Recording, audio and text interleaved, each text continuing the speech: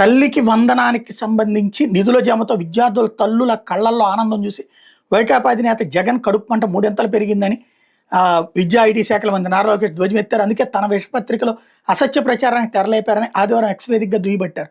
6 కంటే ఎక్కువ మంది పిల్లలు తల్లులకు అనాథశరణాలయాల్లో ఉంటున్న పిల్లలకు ఇంకా తల్లికి వందన నగదు జమ కాలేదని తెలిపారు. గ్రామ వార్డు సచివాలయ సిబ్బంది ఫీల్డ్ వెరిఫికేషన్ తర్వాత వాళ్ళకి నిధులు విడుదల చేయనున్నట్టు స్పష్టం చేశారు. దొంగ లెక్కలు డబ్బులు కొట్టాడు మీ బ్రాండ్ జగన్ రెడ్డి, మీ పాలనలో జరిగిన అనిశ్చిత అక్రమాలు అందరూ చేస్తానుకుంటే ఎలా, మా ప్రజాప్రభుత్వంలో తప్పు చేయనేమో అంటూ లోకేష్ చెప్పుకొచ్చారు. అదే సందర్భంలో దాని కిందనే వార్త ఇంకోటి, పరిశీలన తర్వాత తల్లికి వందనం చెల్లింపులు అంటూ పాఠశాల విద్యాశాఖ రాసుకొచ్చింది. ఎస్ కరెక్టే. ఎట్ ద సేమ్ టైం ఈనాడు జ్యోతి కూడా రాసింది నిన్న సేమ్ 40 మంది పిల్లలకు ఒకే తల్లి, 24 మంది పిల్లలకు ఒకే తల్లి అన్నటువంటిది. వీళ్ళు హార్ష్గా రాశారు, వాళ్ళు ప్రేమగా రాశారు, అంతే తేడా. ఇక్కడ ప్రతిదానికి స్పందించాల్సిన అవసరం లేదు. రెండోది ప్రతిదానికి దుర్భాషలాడుతూ కూర్చోవాల్సినటువంటి అవసరం లేదు. బేసిక్ కాన్సెప్ట్ ఏంటి, ఎస్ ఇట్లాంటివి ఉంటాయి, అది పరిష్కరిస్తాం, అది సింపుల్. సమస్యను పరిష్కరిస్తున్నప్పుడు దాన్ని తల్లికి వందనం అద్భుతమైనటువంటి పథకం. ఎందుకంటే ఎంతమంది పిల్లలకు ఉంటే అంతమందిని చదివించాలనుకోవడం.